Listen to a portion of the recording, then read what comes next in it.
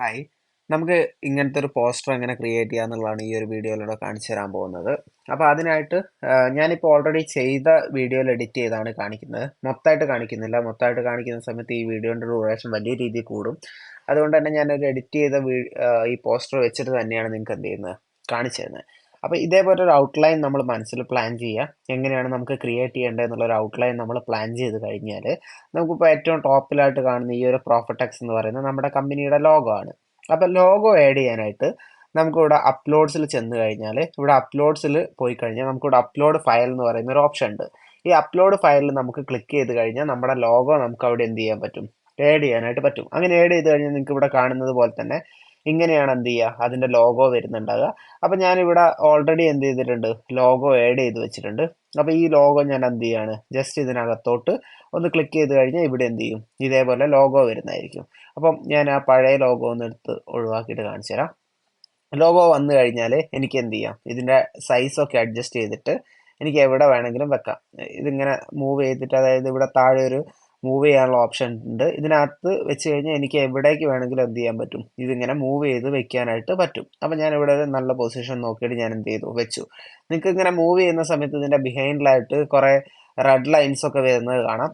ആ ലൈൻസ് നോക്കിക്കഴിഞ്ഞാൽ നമുക്ക് കറക്റ്റ് സെൻറ്ററിൽ എന്ത് ചെയ്യാൻ പറ്റും, നോക്കിയിട്ട് ഇതിനെ പ്ലേസ് ചെയ്യാനായിട്ട് സാധിക്കും. അത് കഴിഞ്ഞ് കഴിഞ്ഞാൽ ഇവിടെ പ്രൊവൈഡ്സ് കരിയർ ഫോർ എന്ന് പറയുന്ന ഒരു ഓപ്ഷൻ ഉണ്ട്. ഈ ഓപ്ഷൻ ഞാൻ ജസ്റ്റ് ഒന്ന് എന്ത് ചെയ്യാണ്, റിമൂവ് ചെയ്യാണ്.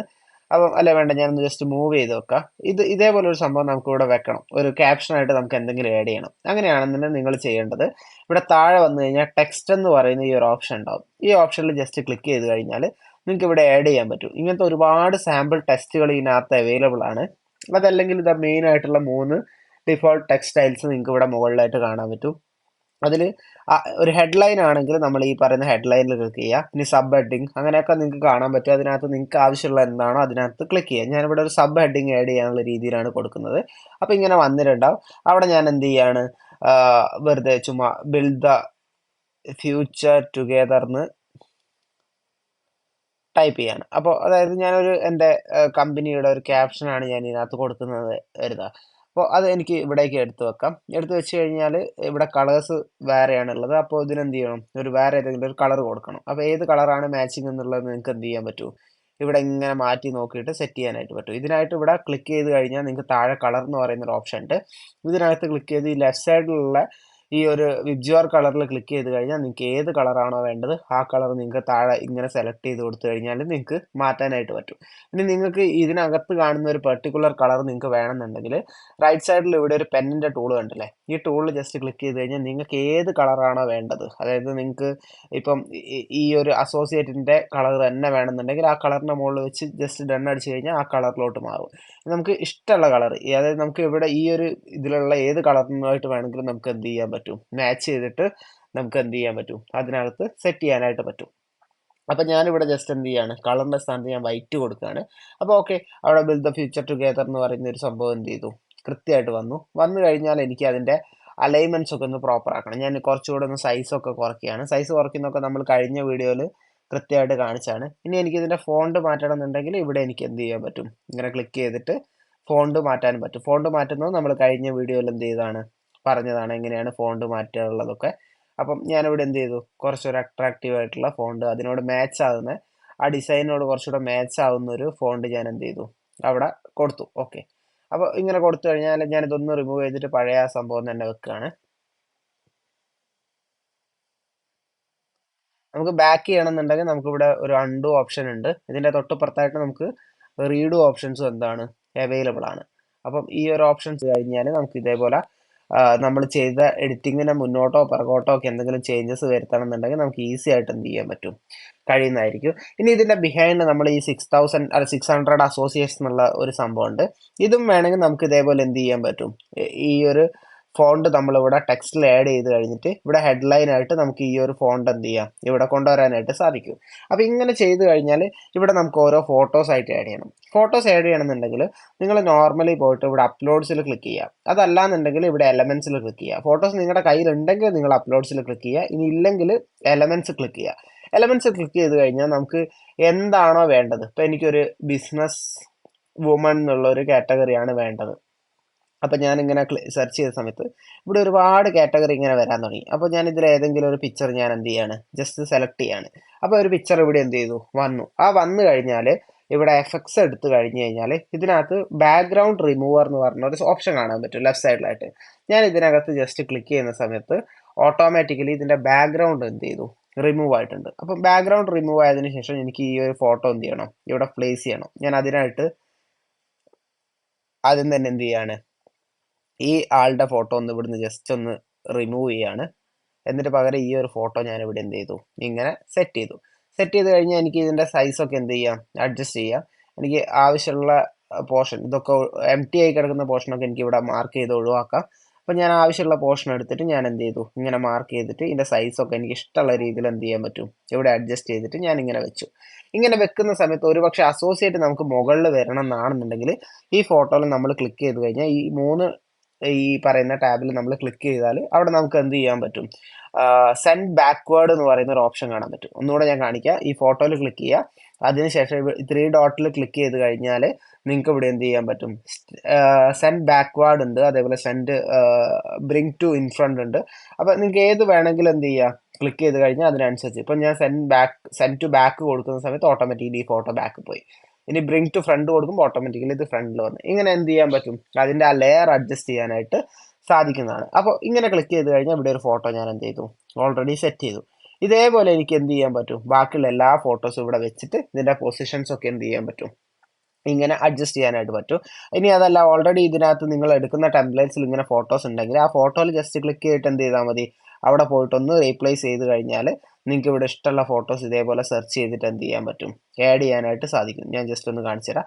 ഇങ്ങനെ ഞാനത് കൊടുക്കുന്ന സമയത്ത് ഓട്ടോമാറ്റിക്കലി എന്ത് ചെയ്തു, അവിടെ ആ ഫോട്ടോ എന്ത് ചെയ്തു, വന്നിട്ടുണ്ടാവും. അതെനിക്ക് വേണമെങ്കിൽ അതിൻ്റെ മൂവ്മെൻറ്റ്സ് ഒക്കെ കറക്റ്റ് ചെയ്ത് ഇങ്ങനെ എന്ത് ചെയ്യാൻ പറ്റും, അഡ്ജസ്റ്റ് ചെയ്ത് വെക്കാനായിട്ട് സാധിക്കുന്നതാണ്. വളരെ സിമ്പിൾ ആയിട്ടുള്ള രീതിയിൽ നമുക്ക് ഇതൊക്കെ ചെയ്യാനായിട്ട് പറ്റും. അപ്പോൾ ഇതിൽ നിങ്ങൾ നോക്കുന്ന സമയത്ത് ഇപ്പം ഫ്രണ്ടിലുള്ള ഫോട്ടോ മാത്രം ബ്ലാക്ക് ആൻഡ് വൈറ്റ് അല്ല, ബാക്കിയുള്ള ബിഹൈൻഡിലുള്ള ബ്ലാക്ക് ആൻഡ് വൈറ്റ് ആണ്. ഇനി നമുക്ക് ഇതിൽ ഏതെങ്കിലും ഒരു ഫോട്ടോ ബ്ലാക്ക് ആൻഡ് വൈറ്റ് ആക്കണം, അല്ലെങ്കിൽ അതിൻ്റെ ഒരു കളർ തീം മാറ്റണം, നമുക്ക് കുറച്ചുകൂടി ഈസി ആയിട്ട് കണക്റ്റ് ആവുന്ന രീതിയിലേക്ക് മാറ്റണം എന്നൊക്കെ ഉണ്ടെങ്കിൽ ആ ഫോട്ടോയിൽ ജസ്റ്റ് ഒന്ന് ക്ലിക്ക് ചെയ്യുക. എന്നിട്ട് താഴെ വന്നു കഴിഞ്ഞാൽ ഇവിടെ ഫിൽറ്റേഴ്സ് എന്ന് പറയുന്ന ഒരു ഓപ്ഷൻ ഉണ്ട്. ആ ഫിൽറ്ററിൽ ക്ലിക്ക് ചെയ്ത് കഴിഞ്ഞാൽ നമുക്ക് ഇതേപോലെ എന്ത് ചെയ്യും, ഒരുപാട് ഓപ്ഷൻസ് അവിടെ ഫിൽറ്ററിലുണ്ട്. ഇതിൽ ഏതെങ്കിലും ഒരു ഓപ്ഷൻ ഞാൻ ചൂസ് ചെയ്യുന്ന സമയത്ത് കണ്ടോ, അതിൻ്റെ കളർ എന്ത് ചെയ്തു, മാറി. ഇങ്ങനെ നമുക്ക് ഏത് ഫിൽറ്റേഴ്സ് വേണമെങ്കിലും വെച്ചിട്ട് നമുക്ക് ഏതാണോ അനുയോജ്യമായിട്ടുള്ള രീതിയിൽ വരുന്നത് ആ ഒരു ഡിസൈനിലോട്ട് നമുക്ക് ഇതിന് എന്ത് ചെയ്യാൻ പറ്റും, വളരെ ഈസി ആയിട്ട് മാറ്റിയെടുക്കാനായിട്ട് സാധിക്കും. ഇപ്പോൾ ഫ്രണ്ടിലെ ഫോട്ടോ എനിക്ക് അങ്ങനെ മാറ്റണം എന്നുണ്ടെങ്കിൽ ഈ ഫിൽറ്ററിൽ ക്ലിക്ക് ചെയ്ത് കഴിഞ്ഞാൽ ഇവിടെ താഴത്തായിട്ട് ഒരുപാട് സംഭവമുണ്ട്. അതിനകത്ത് ഏതാണോ സ്യൂട്ട് ആവുന്നത് അത് ഞാൻ അവിടെ ക്ലിക്ക് ചെയ്ത് കഴിയുന്ന സമയത്ത് ഇതിങ്ങനെ എനിക്ക് എന്ത് ചെയ്യാൻ പറ്റും, മാറ്റിയെടുക്കാനായിട്ട് സാധിക്കും. അപ്പോൾ ഈ ഫോട്ടോ കുറച്ചുകൂടി ഒരു കളറായിട്ട് നിൽക്കുന്നതാണ് എന്ത് ചെയ്യുന്നത്, എനിക്ക് രസമായിട്ട് തോന്നി. നിങ്ങൾക്ക് ഏതാണോ, ഓരോരുത്തരുടെ ഡിസൈനിങ്ങിൽ നിങ്ങൾക്ക് ഏതാണോ ഇഷ്ടപ്പെടുന്നത് അത് തന്നെ നിങ്ങൾക്ക് വെക്കുക. അപ്പോൾ ഇങ്ങനെ വെച്ച് കഴിഞ്ഞാൽ നമുക്ക് ഇവിടെ താഴത്ത് നോക്കിക്കഴിഞ്ഞാൽ ഈ ഫോട്ടോ എന്ത് ചെയ്യുന്നുണ്ടാവില്ല, നമ്മുടെ ആ പിക്ചറുമായിട്ട് അത്ര അങ്ങോട്ട് മാച്ച് ആവുന്നുണ്ടാവില്ല. അപ്പം നമുക്ക് ഇതേപോലത്തെ ടൂളുകൾ നമുക്ക് എന്ത് ചെയ്യാൻ പറ്റും, ഇപ്പം നിങ്ങൾക്ക് ഇവിടെ ഒരു ടൂൾ കാണാം. ഇങ്ങനത്തെ ടൂളുകൾ നമുക്ക് എന്ത് ചെയ്യാൻ പറ്റുമെന്ന് വെച്ച് കഴിഞ്ഞാൽ നമുക്ക് ഇതിനകത്ത് പോയി കഴിഞ്ഞാൽ എലമെൻറ്റ്സ് പോയി കഴിഞ്ഞാൽ ഇവിടെ ബാക്ക്ഗ്രൗണ്ട് എന്നൊക്കെ സെർച്ച് ചെയ്ത് കഴിഞ്ഞാൽ, അതായത് നമുക്ക് ബ്ലാക്ക് ബാക്ക്ഗ്രൗണ്ട് എന്നോ എന്തെങ്കിലും ബാക്ക്ഗ്രൗണ്ട് എന്നൊക്കെ സെർച്ച് ചെയ്ത് കഴിഞ്ഞാൽ നമുക്ക് ഇതേപോലത്തെ ഒരുപാട് ടെംപ്ലേറ്റ്സുകൾ ഇവിടെ അവൈലബിൾ ആണ്. അപ്പോൾ ഏതെങ്കിലും ഒരു ടെംപ്ലേറ്റ്സ് എടുക്കുക. ടെംപ്ലേറ്റ്സ് ഇപ്പോൾ ലൈറ്റൊക്കെ മാനേജ് ചെയ്യുന്ന രീതിയിലൊക്കെ ആയിട്ടുള്ള ഒരുപാട് ടെംപ്ലേറ്റ്സുകളുണ്ട്. അപ്പോൾ ഏത് ടെംപ്ലേറ്റ്സ് ആണോ നിങ്ങൾക്ക് ആവശ്യമുള്ളത് അതേപോലത്തെ ഒരു ടെംപ്ലേറ്റ്സ് നിങ്ങൾ എന്ത് ചെയ്യുക, ജസ്റ്റ് ഇവിടുന്ന് എടുക്കുക. അപ്പോൾ ഞാൻ ഇവിടെ നിന്ന് ജസ്റ്റ് ബാക്ക്ഗ്രൗണ്ട് എന്ന് സെർച്ച് ചെയ്യാണ്. ബാക്ക്ഗ്രൗണ്ട് സെർച്ച് ചെയ്യുന്ന സമയത്ത് ഒരുപാട് ടെംപ്ലേറ്റ്സുകളുണ്ട്. ഏതെങ്കിലും ഒരു ടെംപ്ലേറ്റ് എന്ത് ചെയ്യുക, ഇതിനകത്തുനിന്ന് നിങ്ങൾക്ക് എടുക്കാം. നിങ്ങൾക്ക് ഏതാണോ മാച്ചിങ് ആയിട്ട് തോന്നുന്നത് ആ ടെംപ്ലേറ്റ് എടുത്തു കഴിഞ്ഞാൽ നിങ്ങൾക്ക് ഇവിടെ വെച്ചിട്ട് എന്ത് ചെയ്യുക, അതിൻ്റെ ഒരു ഈ ഒരു സംഭവം എടുത്തിട്ട് ജസ്റ്റ് ഇവിടെ എന്ത് ചെയ്യുക, അതിൻ്റെ ഒരു ട്രാൻസ്പെറൻസി നമ്മൾ വളരെ കുറയ്ക്കുകയാണെന്നുണ്ടെങ്കിൽ നമുക്ക് ഈ പിക്ചർ എന്ത് ചെയ്യാൻ പറ്റും, ഇങ്ങനെ കുറച്ചുകൂടെ മാച്ചിങ് ആയിട്ടുള്ള രീതിയിൽ കിട്ടും. ഇനി നിങ്ങളിത് ജസ്റ്റ് ഒന്ന് മേലോട്ട് പുഷ് ചെയ്യുകയാണെന്നുണ്ടെങ്കിൽ നിങ്ങൾക്ക് അവിടെ ആ ഫെയ്ഡായി കിടക്കുന്ന ഭാഗം എന്ത് ചെയ്യാൻ പറ്റും, മെല്ലെ റിമൂവ് ചെയ്തെടുക്കാനായിട്ട് എന്ത് ചെയ്യും, സാധിക്കുന്നതാണ്. ഞാനിപ്പോൾ നേരത്തെ എടുത്തിട്ടുള്ള ഒരു മാച്ചിങ് ആയിട്ടുള്ള ഒരു സംഭവം ഉണ്ട്, അതാണ് ഇവിടെ കുറച്ചുകൂടെ നല്ല രീതിയിൽ മാച്ച് ആവുന്നത്. ഞാനത് അവിടെ എന്ത് ചെയ്യാണ്, ഞാനത് കൊടുക്കുകയാണ്. അപ്പം ഇതിന് ഞാൻ ജസ്റ്റ് ഫ്രണ്ടിലോട്ട് ഇതാക്കുന്ന സമയത്ത് നിങ്ങൾക്ക് മനസ്സിലാവും ഇവിടെ ആ ഫോട്ടോ എന്ത് ചെയ്തു, അവിടെ ആ ക്രോപ്പ് ചെയ്ത ഫീൽ എന്ത് ചെയ്തു, ഒഴിവായി കിട്ടി. ഇതൊന്ന് ജസ്റ്റ് താഴോട്ടൊക്കെ മൂവ് ചെയ്ത് കൊടുത്തു കഴിഞ്ഞാൽ എന്ത് ചെയ്യും, ഇതിനകത്ത് നിങ്ങൾക്ക് ഈ പറയുന്ന സംഭവം ഒരു നമ്മൾ എഡിറ്റ് ചെയ്ത് വെച്ച പോലത്തെ ഒരു ഫീൽ എന്ത് ചെയ്യും അവിടെ പോയി കിട്ടും. ഈ സംഭവമൊക്കെ ഈ ഒരു ടെംപ്ലേറ്റ്സ് ഒക്കെ നിങ്ങൾക്ക് അതിനകത്ത് നിന്ന് എടുക്കാൻ പറ്റും. ഞാനിപ്പോൾ സെർച്ച് ചെയ്തിട്ട് കാണുന്നില്ല. നിങ്ങൾക്ക് നോക്കിക്കഴിഞ്ഞാൽ ഡോട്ടഡ് ബാക്ക്ഗ്രൗണ്ടെന്നോ അങ്ങനെയൊക്കെ സെർച്ച് ചെയ്ത് കഴിഞ്ഞാൽ എന്ത് ചെയ്യാൻ പറ്റും, കിട്ടും. ഒന്ന് സെർച്ച് ചെയ്ത് നോക്കിയാൽ കിട്ടും. ഇനി താഴെ നമുക്ക് എന്തെങ്കിലും കൊടുക്കണമെന്നുണ്ടെങ്കിൽ ഇങ്ങനെ കൊടുക്കാം, എന്ത് ഡീറ്റെയിൽസ് വേണമെങ്കിലും നമുക്ക് കൊടുക്കാം. ഇനി നമുക്ക് ഇതിനകത്ത് എന്ത് ആഡ് ചെയ്യണമെന്നുണ്ടെങ്കിലും ഒക്കെ നമുക്ക് ആഡ് ചെയ്യാൻ പറ്റും. ഇപ്പോൾ നിങ്ങൾക്ക് എലമെൻറ്റ്സിൽ ഒരുപാട് ടൈപ്പ് ഓഫ് കണ്ടൻസ് എന്തുണ്ട് ഇതിനകത്ത് ആഡ് ചെയ്യാൻ പറ്റുന്ന സാധനങ്ങളുണ്ട്. ഇതൊക്കെ നിങ്ങൾക്ക് എന്ത് ചെയ്യാൻ പറ്റും, ആഡ് ചെയ്യാനായിട്ട് പറ്റും. പിന്നെ ഇതിനകത്തൊക്കെ വേറെ ഒരുപാട് ഓപ്ഷൻസ് ഉണ്ട്. നിങ്ങൾക്ക് ഇവിടെ മാജിക് മീഡിയ ഒക്കെ യൂസ് ചെയ്യുകയാണെന്നുണ്ടെങ്കിൽ നിങ്ങൾ ടൈപ്പ് ചെയ്ത് കൊടുക്കുന്ന വേർഡ്സിനനുസരിച്ച് എന്ത് ചെയ്യും, നിങ്ങൾക്ക് വേണ്ട കാര്യങ്ങൾ ക്രിയേറ്റ് ആയിട്ട് വരും. അതായത് നമുക്കൊരു ഫോട്ടോ ഇല്ല, നമുക്കിവിടെ ടൈപ്പ് ചെയ്ത് കൊടുത്തു കഴിഞ്ഞാൽ ആ ഫോട്ടോ നേരത്തെ ഞാൻ ഈ പറയുന്ന AI ഉപയോഗിച്ച് നമുക്ക് ഫോട്ടോ ജനറേറ്റ് ചെയ്യാമെന്ന് പറയുന്ന വീഡിയോയിലൊക്കെ കോപ്പൈലറ്റിലൊക്കെ ഞാൻ ഡീറ്റെയിൽ ആയിട്ട് എക്സ്പ്ലെയിൻ ചെയ്തിട്ടുണ്ട്. അപ്പോൾ കാണാത്ത ആൾക്കാർ ആ വീഡിയോ പോയി കണ്ടു കഴിഞ്ഞാൽ എങ്ങനെയാണ് നമുക്ക് ഇമേജ് ജനറേറ്റ് ചെയ്യാൻ പറ്റുക എന്നുള്ളതൊക്കെ മനസ്സിലാവും. അപ്പോൾ ഇത് ഉപയോഗിച്ചിട്ട് നമുക്ക് എന്ത് ചെയ്യാൻ പറ്റും, ഇങ്ങനെ നമുക്ക് ഒരു അട്രാക്റ്റീവ് ആയിട്ടുള്ള പോസ്റ്റേഴ്സ് ക്രിയേറ്റ് ചെയ്യാൻ പറ്റും. ക്രിയേറ്റ് ചെയ്ത് കഴിഞ്ഞാൽ നമ്മൾ എക്സ്പോർട്ട് ചെയ്യുന്ന സെയിം ഓപ്ഷൻ റൈറ്റ് സൈഡിൽ ഇങ്ങനെ ക്ലിക്ക് ചെയ്യുക, ഇതിനകത്ത് ഡൗൺലോഡ് കൊടുക്കുക. ഇവിടെ നമ്മൾ JPG ആക്കി ഇടുക. എന്നിട്ട് അതിനുശേഷം ഫുൾ സൈസിൽ നമുക്ക് എന്ത് ചെയ്യാൻ പറ്റും, ഡൗൺലോഡ് ചെയ്യാനായിട്ട് സാധിക്കും. ഇതിലെ പല ഫീച്ചറുകളും ക്യാൻവ പ്രോ ആയതുകൊണ്ടാണ് നമുക്ക് കിട്ടുന്നത്. അപ്പോൾ ഈ ക്യാൻവ പ്രോയിലേക്ക് എല്ലാവരും അപ്ഗ്രേഡ് ചെയ്യാൻ ശ്രമിക്കുക. ക്യാൻവ പ്രോ നമ്മൾ പ്രൊവൈഡ് ചെയ്യുന്നുണ്ട്. ഒരു വർഷത്തേക്ക് 6000 രൂപയൊക്കെ വരുന്ന ക്യാൻവ പ്രോ നിങ്ങൾക്ക് ഇപ്പോൾ ഒരു 300 രൂപ ആ റേഞ്ചിൽ, അതിനേക്കാളും താഴത്തൊക്കെ റേഞ്ചിൽ നിങ്ങൾക്ക് എന്ത് ചെയ്യാൻ പറ്റും, ഇപ്പം വാങ്ങിക്കാൻ പറ്റും. അപ്പോൾ മാക്സിമം ആളുകളൊക്കെ എന്ത് ചെയ്യുക, ക്യാൻവ പ്രോ ഉപയോഗിച്ച് കഴിഞ്ഞാൽ ഒരു ബെസ്റ്റ് ഡിസൈൻസ് നിങ്ങൾക്കും എന്ത് ചെയ്യാൻ പറ്റും, വളരെ ഈസി ആയിട്ട് ചെയ്യാനായിട്ട് സാധിക്കുന്നതാണ്. അപ്പോൾ എല്ലാവരും ട്രൈ ചെയ്ത് നോക്കുക. Okay, thank you.